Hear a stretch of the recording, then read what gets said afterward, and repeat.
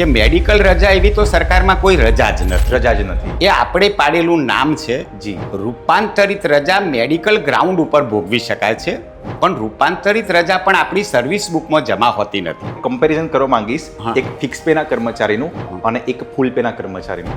Sir, ફૂલ પેના કર્મચારી માટે આપની વાત સાંભળીને મને એવું લાગે છે કે ફૂલ પેના કર્મચારીને નોર્મલી અર્ધ પગારી રજા જે છે એ અંગત કારણસર આપણે આપી શકીએ છીએ. તો સર, ફિક્સ પેના કર્મચારીને અંગત કારણસર રજા જોઈતી હોય તો એ અર્ધ પગારી જેને મળવાપાત્ર છે એ લઈ શકે ખરા? ના, બિલકુલ. હાયર ઓથોરિટી એટલે ખાતાના વડાએ, જિલ્લા કલેક્ટરે અથવા જિલ્લા વિકાસ અધિકારીએ આ કચેરીના વડાના પાવર મિનિમાઇઝ કર્યા છે. બરાબર. આનો અધિકાર એમ્પ્લોયીને નથી. Right. રજા હક તરીકે માગી શકાય નહીં એવું રજાના નિયમોના નિયમ 10માં જોગવાઈ કરી છે. નમસ્કાર. જે પોડકાસ્ટની ઘણા લાંબા સમયથી ખૂબ આતુરતાપૂર્વકથી રાહ જોવાઈ રહી હતી એવો ગુજરાત સરકારના કર્મચારીઓ માટેનો સૌ પ્રથમ પોડકાસ્ટ હું સુપથ મોઇલે આપ સૌની સામે રજૂ કરી રહ્યો છું. મિત્રો, સૌ પ્રથમ હું એક મારો બેસિક્સ પરિચય આપું તો હું સરકારના અલગ અલગ તાલીમ વર્ગો, સ્પીપા, મહિલા બાળ કલ્યાણની ICDS wing, DAT, forest department વગેરે વગેરે વિભાગોની અંતર્ગત વ્યાખ્યાતા તરીકે કાર્ય કરું છું. આજે આપણી જોડે આ સ્ટુડિયોમાં મારા સિનિયર ફેકલ્ટી અને સૌથી વધારે તાલીમ વર્ગમાં કર્મચારીઓ સાથે સંકળાયેલા એવા સૌના લોકપ્રિય એવા શ્રી હરેશ જોશી સાહેબ આપણી સૌની વચ્ચે છે. હું હરેશ જોશી સાહેબનો જો એક પરિચય આપું તો સાહેબ ડેપ્યુટી ડાયરેક્ટર એકાઉન્ટ્સ તરીકે નિવૃત્ત થયેલા છે. સાહેબના કરિયરની શરૂઆતની વાત કરું તો સાહેબ 1982થી લઈને 87 વચ્ચે હાયર સેકન્ડરી સ્કૂલની અંતર્ગત ટીચર તરીકે કાર્યરત હતા. એમાં ઘણા બધા એવા પડાવો આવ્યા કે સાહેબે અલગ અલગ હોદ્દા ઉપર બહુ જ બહોળા અનુભવ સાથે કાર્ય કરેલું છે. એમાં સાહેબ એડિશનલ ટ્રેઝરી ઓફિસર અમદાવાદ તરીકે કાર્ય કર્યું, એકાઉન્ટ ઓફિસર એજ્યુકેશન ટેકનોલોજીમાં કાર્ય કર્યું, એકાઉન્ટ ઓફિસર ડાયરેક્ટરેટ મ્યુનિસિપાલિટીમાં કાર્ય કર્યું.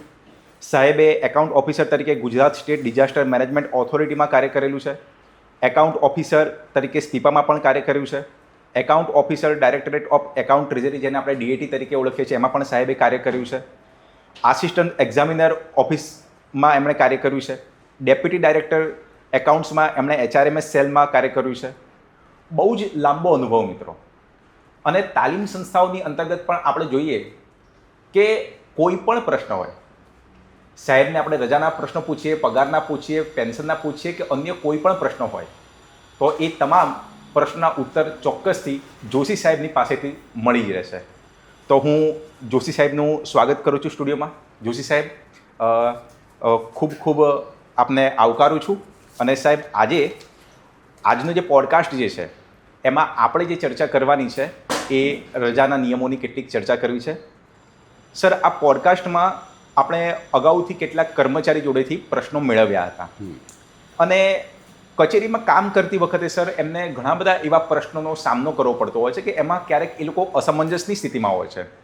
ક્યારેક એવું પણ બને કે વહીવટ ખોટા માર્ગે દોરાય છે. તો સર, આ એક પોડકાસ્ટ આપણો એક નાનકડો એક પ્રયાસ છે કે જેથી કચેરીમાં એક વહીવટ યોગ્ય રીતે ચાલી શકે. આજના આ પોડકાસ્ટની અંતર્ગત સર રજાના જેટલા પણ પ્રશ્નો જે છે એને આપણે અલગ અલગ રીતે બાયફર્ગેશન આપ્યું છે. કર્મચારીઓએ જે પૂછ્યા છે એ પ્રશ્નમાં આપણે પ્રાપ્ત રજા તરીકે બાયફર્ગેટ કર્યા છે, અર્ધ પગારી તરીકે બાયફર્ગેટ કર્યા છે, રૂપાંતરિત, માતૃત્વ, પિતૃત્વ એવા અલગ અલગ રજાઓમાં બાયફર્ગેટ કર્યા છે. તો સર, સૌથી પહેલો પ્રશ્ન હું આપને પ્રાપ્ત રજાનો પૂછી રહ્યો છું, જે એક કર્મચારીએ પૂછ્યો છે કે સર, કોઈ શિક્ષક આચાર્યના ચાર્જમાં 3 વર્ષ 3 માસ માટે રહ્યા હોય તો તેમને પ્રાપ્ત રજા મળવાપાત્ર છે અને જો મળે તો સેવાપોથીમાં એની નોંધ કરી શકાય?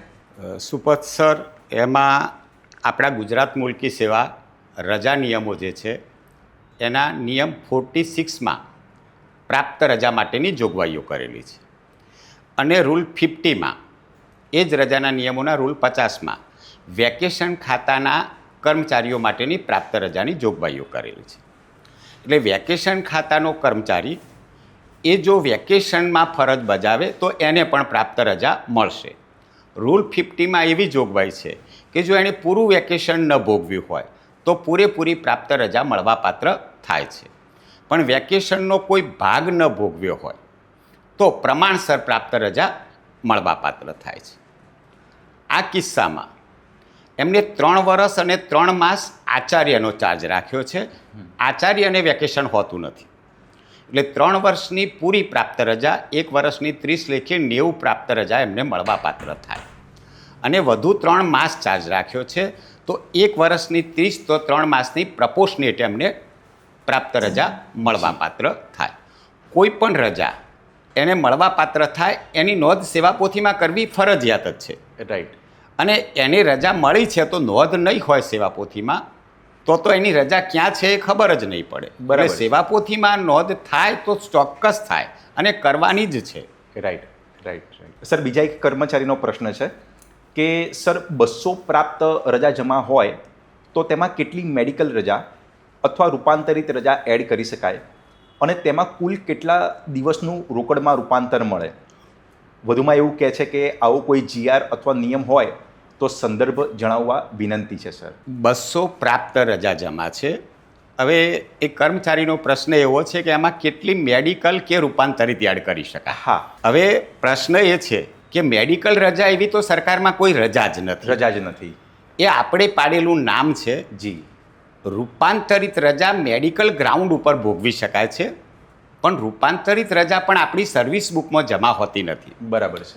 રજામાં રોકડમાં રૂપાંતર આપવાની જે વાત છે તો જમા રજાનું રોકડ રૂપાંતર આપવાનું છે. રાઈટ. અને જમા રજા જે છે એ પ્રાપ્ત રજા હોઈ શકે અથવા અર્ધ પગારી હોઈ શકે.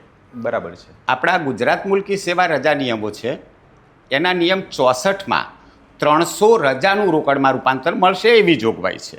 રાઈટ. રજા જે પ્રકારની જમા હોય એ પ્રકારનો આપણને પગાર મળે. બરાબર. વિશેષમાં નાણાં વિભાગે 15/1/2010ના ઠરાવથી સ્પષ્ટતા કરી કે જેટલી પ્રાપ્ત રજા જમા હોય અને ખૂટતી રજા એ તમે અર્ધ પગારી એડ કરી શકો.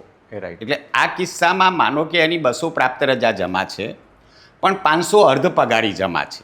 મેડિકલ રૂપાંતરિત જમા જ નથી એટલે એનું તો વિચારવાનું જ રહેતું નથી. બરાબર. પણ અર્ધ પગારી જમા છે તો અર્ધ પગારી રજા જે જમા છે એનો અડધો પગાર મળે. એટલે ટોટલ 300 કરવાની છે.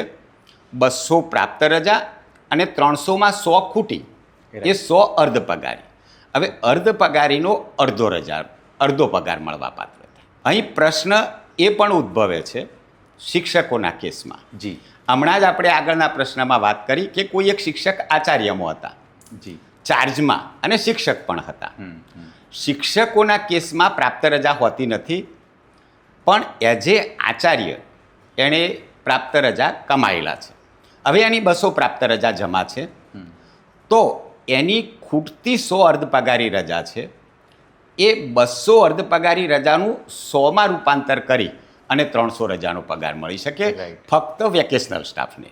રાઈટ. અને એની સ્પષ્ટતા નાણાં વિભાગના 21/4/2007ના નોટિફિકેશનથી કરેલી છે અને રૂલ 65(4) સુધારો કર્યો છે.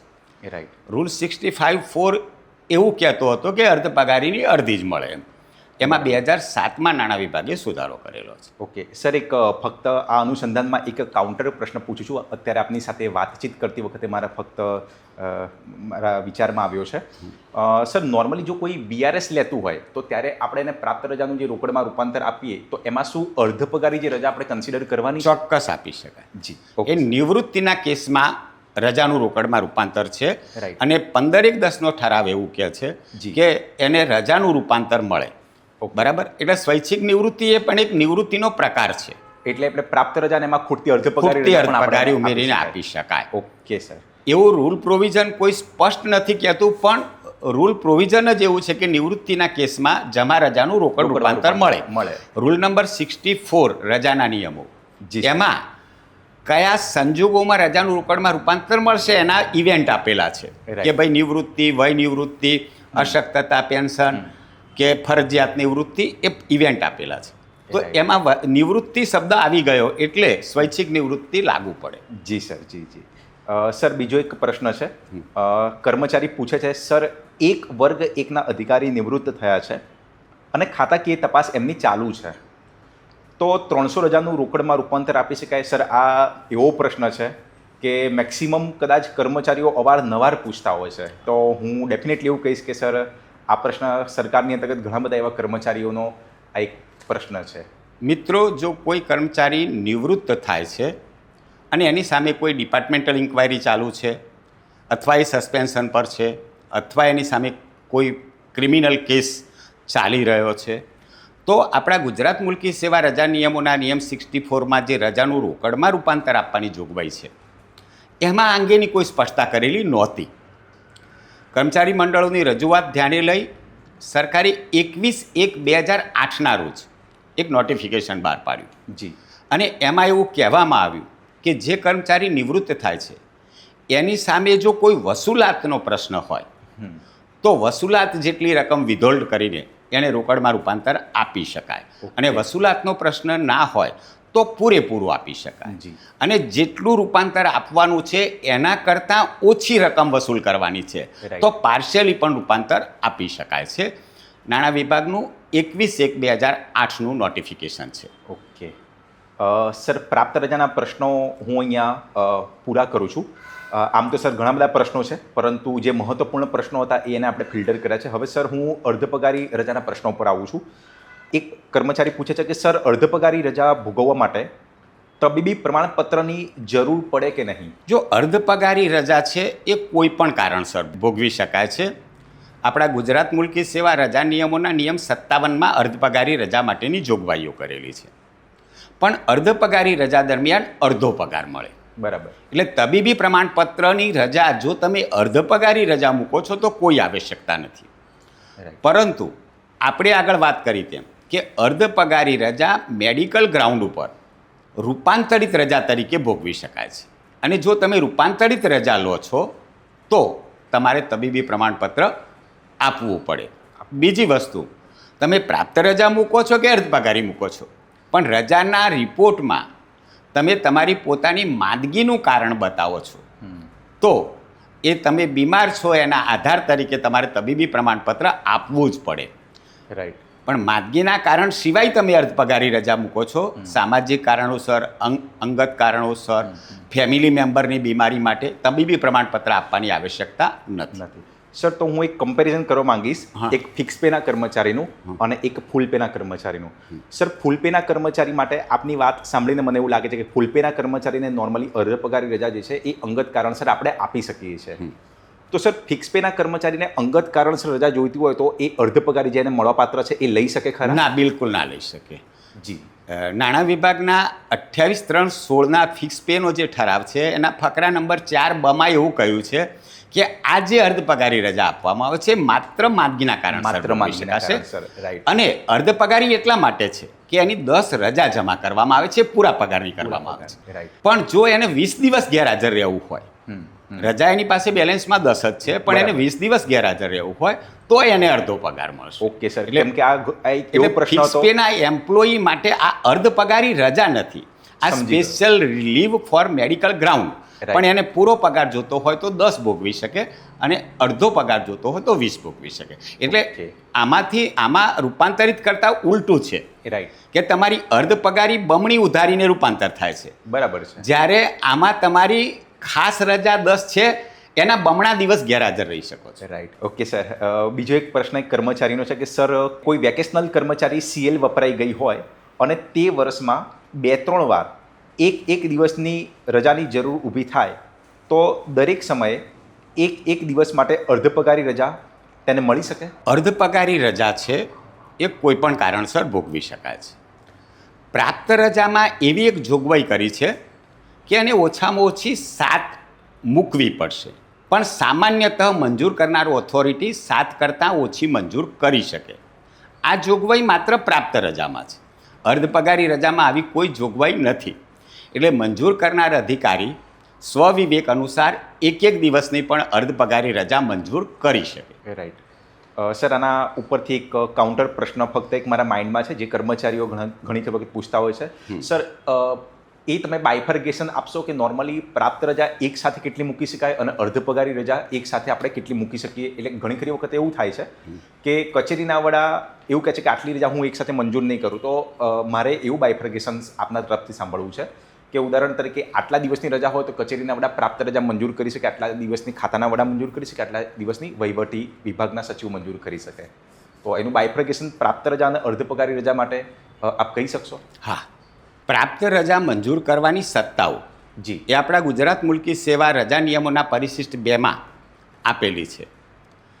હવે રૂલ અંદર જે છે 46 એમાં એક વાક્ય એવું લખ્યું છે કે પ્રથમ તબક્કે પ્રાપ્ત રજા 120 મંજૂર કરી શકાશે.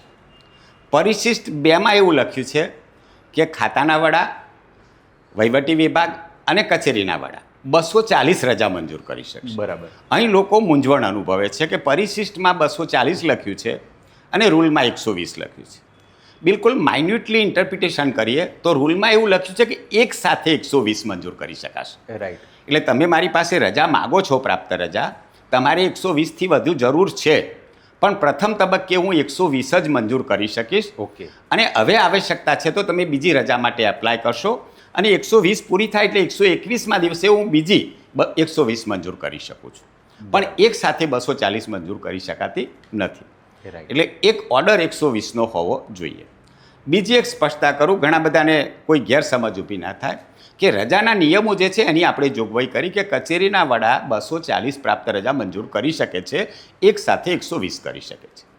હવે કેટલાક ડિપાર્ટમેન્ટની અંદર હાયર ઓથોરિટીએ એટલે ખાતાના વડાએ, જિલ્લા કલેક્ટરે અથવા જિલ્લા વિકાસ અધિકારીએ આ કચેરીના વડાના પાવર મિનિમાઇઝ કર્યા છે. બરાબર. કે ભાઈ તમારે 60 મંજૂર કરવી, બાકીની મને મોકલવી, કે તમારે 50 મંજૂર કરવી, બાકીની મને મોકલવી.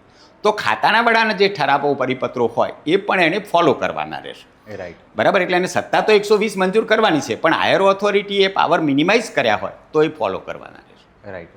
એટલે સર પ્રશ્ન એ જ થાય છે, ઘણી ખરી વખત એવું થાય કે કર્મચારી એક સાથે કદાચ 150 દિવસની પ્રાપ્ત રજા મૂકતા હોય છે, તો કચેરીના વડા એવું કહેતા હોય છે ભાઈ આ મારા સત્તામાં આ જે રજા જે છે એ હું મંજૂર કરવા. હા, હું આપનો પ્રશ્ન સમજી ગયો છું. હા, એટલે નોર્મલી કચેરીના વડા એવું કહે છે કે આ 150 દિવસની જે રજા જે છે એ હું મંજૂર કરી શકીશ નહીં.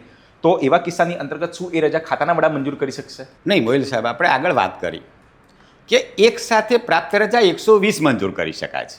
એટલે ખાતાના વડા હોય કે વહીવટી વિભાગ હોય, 120થી વધુ આવશ્યકતા હોય તો બીજા તબક્કામાં એના અનુસંધાનમાં જે 121મા દિવસથી પણ મંજૂર કરવાની રહેશે બીજા તબક્કામાં. એટલે એક સાથે 240 મંજૂર કરવાની સત્તા કચેરીના વડા, ખાતાના વડા અને વહીવટી વિભાગને છે.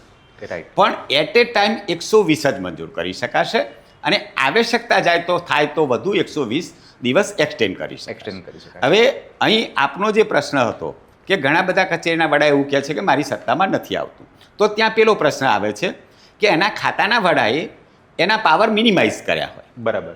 તો મિનિમાઇઝ કર્યા હોય તો ખાતાના વડાને મોકલવાની થાય, પણ ખાતાના વડા પણ એક સાથે તો 150 મંજૂર નથી કરી શકતા. રાઈટ. બીજો સર પ્રશ્ન એક રૂપાંતરિત રજા માટેનો છે. કર્મચારી એવું પૂછે છે કે નિવૃત્તિના છેલ્લા માસમાં કમ્યુટેડ રજા લઈ શકાય અને કમ્યુટેડ રજા ભોગવીને નિવૃત્તિની તારીખે આપોઆપ નિવૃત્ત થઈ શકાય? આગળ આપણે વાત કરી કે કમ્યુટેડ રજા એટલે રૂપાંતરિત રજા. રૂપાંતરિત રજા માદગીના કારણસર જ મળે.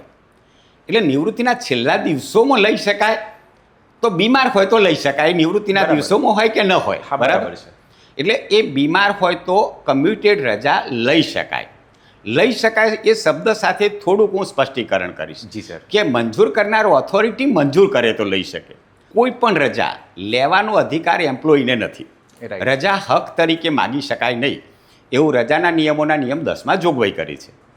એટલે એ લઈ ન શકે, પણ મંજૂર કરે તો 100% નિવૃત્તિ વખતે માદગીના કારણસર વિથ એ મેડિકલ સર્ટિફિકેટ એ મૂકી શકે અને કચેરીના વડાએ એલાઉ કરે તો મંજૂર કરી શકાય.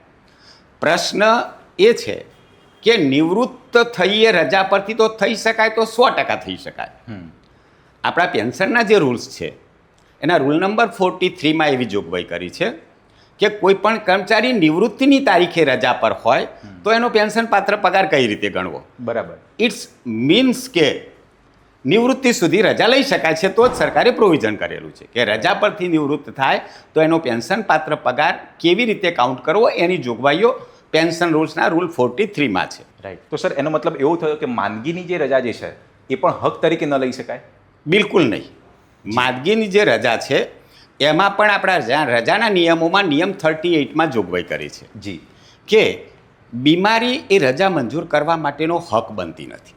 ઓકે. હવે ત્યાં દરેક કિસ્સામાં સરકારી કર્મચારી અધિકારી માટે એક સ્વવિવેક શબ્દ વાપર્યો છે કે અધિકારીએ સ્વવિવેક અનુસાર નિર્ણય લેવો. હવે હું પોતે બીમાર છું અને હું રજા મૂકું છું તો અધિકારીએ મંજૂર કરવી જોઈએ. એ જ દિવસે અધિકારી તબીબી પ્રમાણપત્રનો આગ્રહ રાખે બીમાર વ્યક્તિ પાસે, બરાબર, તો પ્રેક્ટિકલી એ વિવેક નથી. બરાબર. પણ એને એવું લાગે કે મારો એમ્પ્લોય બીમાર છે ને પાછળથી પ્રમાણપત્ર આપશે એની બીમારીની તારીખનું, તો એ 100% મંજૂર કરી શકાય. પણ ફેમિલી મેમ્બરની જ્યારે માંદગીની વાત છે, રાઈટ, અને એ રજા મૂકે છે ને કચેરીને ખરેખર એ એમ્પ્લોયની જ એ જ સમયગાળામાં આવશ્યકતા છે, કચેરી 100% માંદગીના કારણથી રજા પણ નકારી શકે. અચ્છા. એટલે મેઇન વસ્તુ ઘણી ખરી વખતે કર્મચારી એવું કહેતા હોય કે સાહેબ માંદા પડ્યા તો એવા કિસ્સામાં તો રજા હક સ્વરૂપે આપણે યુટિલાઇઝ કરી શકીએ. નહીં. રૂલ નંબર 38 અને આપણી જનરલ કન્ડિશન્સ જે છે એ બંનેમાં એવી જોગવાઈ કરી છે. રૂલ નંબર 38માં એવું કહ્યું કે માંદગીના કારણસર રજા મૂકે છે તો એને રજા મંજૂરીની રાહ જોવાની છે. બરાબર. હવે આગળ આપણે વાત કરી કે ઇટ્સ ઇમ્પ્લાઇડ કે સ્વવિવેક. અધિકારી કહ્યું કે ઓકે તમે સારવાર લો, તમે આવશો એટલે આપણે રજાનું બધું જોઈ લઈશું. તો એ સ્વવિવેક થયો. રૂલ નંબર જનરલ કન્ડિશન્સ એમાં એક પ્રોવિઝન એવું કર્યું છે તબીબી એ પ્રમાણપત્ર રજૂ કરવા બાબતે, જે રૂલ નંબર 11 થી 13માં પ્રોવિઝન છે કે કોઈ પણ કર્મચારી બીમાર છે અને એવા કારણસર એ બીમારીના સર્ટિફિકેટ રજૂ કરે છે અને મંજૂર કરનારું ઓથોરિટીને ડાઉટ છે કે આ ખરેખર બીમાર નથી, તો એને મેડિકલ ઓથોરિટી પાસે એક્ઝામિનેશનમાં મોકલી શકે છે. ઓકે. એટલે મેડિકલ ઓથોરિટીએ એને બીમારી તપાસીને રજા મંજૂર કરવા ભલામણ કરવાની રહેશે. રાઈટ. એટલે માંદગી એ માત્ર કારણ હક બનતું નથી. સર, એના ઉપરથી એક બીજો એક પ્રશ્ન પણ મારા માઇન્ડમાં આવે છે કે નોર્મલી ઘણી ખરી વખતે કર્મચારીઓને એવો પ્રશ્ન થતો હોય છે કે સર રૂપાંતરિત રજા જે આપણે મેડિકલ અર્થે લઈએ છીએ એમ, તો 10 દિવસની રજા જે છે એના માટેનું પ્રમાણપત્ર રજિસ્ટર્ડ મેડિકલ પ્રેક્ટિશનર આપે છે. 10 થી લઈને 30 દિવસમાં કાઉન્ટર સહી આપણે સરકારી હોસ્પિટલના ડૉક્ટરની કરાવીએ છીએ અને 30 દિવસથી વધારે હોય તો સરકારી હોસ્પિટલનું પ્રમાણપત્ર જોઈએ. વચ્ચે સર એક કર્મચારીનો પ્રશ્ન હતો, સર કર્મચારી 1 દિવસ માટે પણ રૂપાંતરિત રજા ઉપર જાય છે તો શું તબીબી પ્રમાણપત્ર લેવાનું એમ? તબીબી પ્રમાણપત્ર લેવાનું 10 સુધી. 10 સુધી. રાઈટ. 10 સુધી મેડિકલ કોઈ પણ મેડિકલ પ્રેક્ટિશનર ચાલશે. 28/8/15નો આરોગ્ય પરિવાર કલ્યાણ વિભાગનો ઠરાવ છે, એના ફકરા નંબર 16.4માં આ પ્રોવિઝન કર્યું છે. એટલે 10 સુધી, એમાં 1 પણ આવી, 2 પણ આવી ને 10 પણ આવી. 10 થી વધે છે તો એને ગવર્મેન્ટ મેડિકલ ઓફિસરનું કાઉન્ટર સિગ્નેચર કરાવવાની થાય. ઓકે. સર, બીજો એક પ્રશ્ન છે કે સર કમ્યુટેડ રજા 1 વર્ષમાં કેટલા સ્લોટમાં ભોગવી શકાય? આપણે આગળ વાત કરી કે કમ્યુટેડ રજા એ માંદગીના કારણસર મળે છે. ઓકે. તમે કેટલા વખત વર્ષમાં માદા પડશો એની મર્યાદા સરકાર નક્કી જ ના કરી શકે. બરાબર છે. બરાબર. એટલે એના તો કોઈ સ્લોટ જ ના હોય. Right, right. જો તમે બીમાર છો અને ખરેખર મેડિકલ સર્ટિફિકેટ રજૂ કરો છો અને તમારા અધિકારીને પણ ફીલ થાય છે કે ખરેખર બીમાર છે, રાઈટ, તો વર્ષમાં 10 વખત પણ મંજૂર કરી શકે. અને એના કોઈ સ્લોટ કે એની કોઈ મર્યાદા રૂપાંતરિત રજામાં મંજૂર જોગવાઈ થયેલી નથી.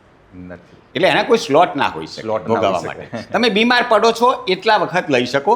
માનો કે વર્ષમાં તમે 4 વાર બીમાર પડ્યા તો સરકાર એવું નહીં કહી શકે કે 5મી વાર બીમાર પડો એટલે રજા નહીં મળે. બરાબર છે. એટલે જ સર મને હવે પેલું કનેક્ટ થાય છે, નિયમ નંબર 38માં પણ વાત કરેલી છે કે તબીબી પ્રમાણપત્ર મળવાથી રજાનો હક પ્રસ્થાપિત થતો નથી. એટલે કર્મચારી જો વારે ઘડે તબીબી પ્રમાણપત્ર મૂકે તો કચેરીના વડા પણ ડિનાય કરી શકે. હા, ડિનાય કરી શકે, મેડિકલ ઓથોરિટી પાસે પણ મોકલી શકે અને જો ખરેખર ગંભીર બીમાર હોય તો એને અશક્તતા માટે પણ ભલામણ કરે છે અને નિવૃત્ત કરવાના નિર્ણયો પણ કરી શકે. Right, right. આ તો સર બહુ ગંભીર બાબત થઈ ગઈ. એટલે કર્મચારી જો વારંવાર જો તબીબી કારણ આગળ ધરીને જો રજા લેતો હશે તો કચેરીના વડા ડેફિનેટલી એનું રીમેડિકલ આપી શકે છે. સર, એના પછી એક વર્ગ 2ના અધિકારીનો એક પ્રશ્ન છે કે સર મેડિકલ રજા લેવા કયા ડૉક્ટરનું પ્રમાણપત્ર જોઈએ? હા, તો આપણે હમણાં જ આગળ વાત કરી કે 28/8/15નો આરોગ્ય પરિવાર કલ્યાણ વિભાગનો ઠરાવ છે, એના ફકરા નંબર 16.4માં તમે જો 10 દિવસ સુધી માંદગીના કારણસર રજા મૂકો છો તો કોઈ પણ ખાનગી મેડિકલ પ્રેક્ટિશનરનું પ્રમાણપત્ર ચાલશે. રાઈટ. હવે તમારે 10 દિવસ કરતાં વધારે રજા લેવાની થઈ, પણ 30 દિવસ કરતાં ઓછી છે. ઓછી. 15-17 દિવસની લીધી છે. તમે સારવાર તો ખાનગી હોસ્પિટલમાં જ લીધી છે, તો પ્રમાણપત્ર તો ખાનગી ડૉક્ટર જ આપશે. ઓકે. પણ એના ઉપર કોઈ પણ ગવર્મેન્ટ હોસ્પિટલના ડૉક્ટરની કાઉન્ટર સાઇન કરાવવાની રહેશે. બરાબર. એટલે કે PHC centre, CSC centre, trust સંચાલિત ગ્રાન્ટી એઇડ હોસ્પિટલ કે જેનો પગાર ગવર્મેન્ટ ચૂકવતી હોય પણ ભલે ટ્રસ્ટની હોસ્પિટલ છે, એવા કોઈપણ ડૉક્ટર 30 દિવસ સુધી ખાનગી ડૉક્ટરના પ્રમાણપત્ર પર રજા માટે કાઉન્ટર સાઇન કરી શકશે. હવે પ્રશ્ન એ થાય કે 30 દિવસથી પણ વધુ લેવાની છે. રાઈટ. અને સારવાર તો આપણે ખાનગી હોસ્પિટલમાં જ લીધી છે, એટલે પ્રમાણપત્ર તો ખાનગી ડૉક્ટર જ આપવાના છે. એવા કિસ્સાની અંદર આપણે 30 દિવસથી વધુ સમય માટે સિવિલ સર્જન અથવા સિવિલ હોસ્પિટલના સુપ્રિન્ટેન્ડન્ટની એ પ્રમાણપત્ર પર કાઉન્ટર સિગ્નેચર કરાવવાની રહેશે. રાઈટ. રાઈટ. પણ સર માનો કે કોઈ એક કર્મચારીનો એક્સિડન્ટ થયો છે, હેવી કંઈક એક્સિડન્ટ થયો છે, અને એ કર્મચારીએ કોઈક નામચીન હોસ્પિટલની અંતર્ગત એણે સારવાર ચાલુ કરાવી પણ દીધી, તો સર એ વખતે પ્રમાણપત્રની જે વ્યવસ્થા જે છે એ આપણે કેવી રીતના કરીશું? કારણ કે એની ટ્રીટમેન્ટ તો ખાનગી હોસ્પિટલમાં ચાલશે. હા. એટલે એને તો પહેલાં કમ્યુનિકેટ જ કરવાનું છે. ઓકે. કે હું આવા કારણોસર બીમાર છું અને મારી સારવાર પૂરી થઈ અથવા તો હું હાજર થઈશ એટલે વિગતવાર પ્રમાણપત્રો રજૂ કરીશ. તો એવું જરૂરી નથી કે ઇમિડિયેટ એને કાઉન્ટર સાઇન કરાવીને પ્રમાણપત્ર મોકલી આપવું. બરાબર છે. એવું કોઈ આવશ્યકતા નથી. એ હાજર થયા પછી પણ જૂની તારીખના પ્રમાણપત્ર સિવિલ સર્જનમાં કાઉન્ટર સાઇન માટે મોકલ્યા હોય, વહીવટી વિલંબ થાય, પણ જે તે બીમારીના સમયગાળાના પ્રમાણપત્ર હશે તો એ કચેરીના વડાએ સ્વીકારવા જોઈએ. અને સ્વવિવેક શબ્દ યાદ રાખવાનો છે. સ્વવિવેક. હા, કે આ વસ્તુ ખોટી હોય તો એ વાંધો લઈ શકે અને મેડિકલ ઓથોરિટી પાસે મોકલી શકે. સર માતૃત્વ રજાના કેટલાક પ્રશ્નો લઈએ. મહિલા કર્મચારીઓની સૌથી વધારે ડિમાન્ડ હતી કે સર અમારા આ પ્રશ્નની બાબતમાં ઘણી મૂંઝવણ છે. એક મહિલા કર્મચારી સર પૂછે છે કે માતૃત્વ રજા બાબતે ગ્રાન્ટેડ સંસ્થાઓમાં પણ સરકારના જ નિયમો લાગુ પડશે? ગ્રાન્ટેડ સંસ્થા છે એના માટે શિક્ષણ વિભાગ અલગ ઠરાવો કરે છે. જી. એટલે નાણાં વિભાગનો ઠરાવ થઈ જાય પછી સેમ લાભ ગ્રાન્ટેડ સંસ્થાના એમ્પ્લોયીને પણ આપ્યો છે. અને જે કંઈ મિત્રનો પ્રશ્ન હોય તો શિક્ષણ વિભાગના 2799, 8399, 5/2/2005, 21/3/2017, 22/10/2022 અને છેલ્લે 7/4/2025 આ શિક્ષણ વિભાગના ઠરાવોથી ગ્રાન્ટેડ સ્કૂલના ફિમેલ એમ્પ્લોયીને માતૃત્વ રજા આપવાની જોગવાઈઓ થયેલી છે, એઝ ઇફ ગવર્મેન્ટ એમ્પ્લોયીને મળે છે. રાઈટ. સર આ પ્રશ્ન બહુ ચર્ચા કરવા જેવો છે, કારણ કે ઘણા ખરા કર્મચારીઓ પૂછતા હોય છે કે સાહેબ કે એમના પત્ની કોઈક અલગ અલગ જિલ્લાઓમાં એઝ અ શિક્ષક તરીકે કાર્ય કરે છે, અને વચ્ચે અત્યારે એક કિસ્સો પણ મારી સામે પણ એવો જ આવ્યો હતો કે જેમાં એ જે બેન હતા એમણે માતૃત્વ રજા ભોગવવાની સ્કૂલે ના પાડી દીધી. ત્યારે મને પણ એક પ્રિન્સિપલ ઓફ જસ્ટિસના સિદ્ધાંતના અનુસંધાનમાં અને અત્યારે આપે જે વાત કરી એ નિયમો અનુસંધાને પણ મને એવું લાગે છે કે ક્યાંક એ બેનની સાથે પણ ક્યાંક એક ખોટું થયું છે. એટલે ડેફિનેટલી સર હું એવું માનું છું કે માતૃત્વ રજા પણ એ કોઈ પણ મહિલા કર્મચારીને 180 દિવસ બિલકુલ મળવાપાત્ર છે, ભલે સરકારમાં હોય કે ગ્રાન્ટેડ સંસ્થાઓમાં છે. નહીં, not only that Mehul sir, માતૃત્વ રજા માટે મેટર્નિટી એક્ટ છે ગવર્મેન્ટ ઓફ ઇન્ડિયાનો. રાઈટ. અને તમે પ્રાઇવેટ ઓર્ગેનાઇઝેશનમાં કોઈ જગ્યાએ કામે જાઓ છો તો પણ માતૃત્વના કારણોસર રજા આપવાનું કોઈ નકારી શકાતું નથી. હવે રજા કેટલી આપવી, કયા પગારે આપવી એ એમ્પ્લોયી નક્કી કરશે. એટલે જેને એને એમ્પ્લોયી નહીં પણ એમ્પ્લોયર નક્કી કરશે. રાઈટ. બરાબર છે. તો પ્રાઇવેટ ઓર્ગેનાઇઝેશન કઈ શરતોએ આપે, પગાર ન પણ આપે પણ એની રજા ન નકારી શકાય. રાઈટ. બરાબર છે. હવે આપણા રાજ્ય સરકારના નિયમોમાં પણ એવી જોગવાઈ હતી. 24/9/22 પહેલાંની વાત કરું છું. ઓકે. કે કોઈ કર્મચારીની 1 વર્ષ કરતાં ઓછી નોકરી થઈ છે તો એને માતૃત્વ રજા મળવા પાત્ર નહોતી. બરાબર. પણ માતૃત્વના કારણોસર રજા મળવા પાત્ર હતી. રાઈટ. એટલે માતૃત્વ રજા એ રજાનો પ્રકાર થઈ ગયો. રાઈટ. પણ 1 વર્ષ સુધી એને મળવા પાત્ર નથી, પણ એને માતૃત્વના કારણસર રજા પર જાય છે તો એ નકારી શકાતી નથી. તો એની જમા રજા એને ભોગવવાની થાય. હવે 1 વર્ષની નોકરી છે તો જમા રજા હોય નહીં, તો અસાધારણ રજા મૂકે તો પણ 180 દિવસ એને મંજૂર કરવી જ પડે. ત્યાં હક બની જાય છે. બરાબર છે. જે હક બનતો નથી એનો અપવાદ ત્યાં ઊભો થાય છે કે મેટર્નિટી લીવ મેટર્નિટી એક્ટ ના પાડે છે કે નકારી શકાશે.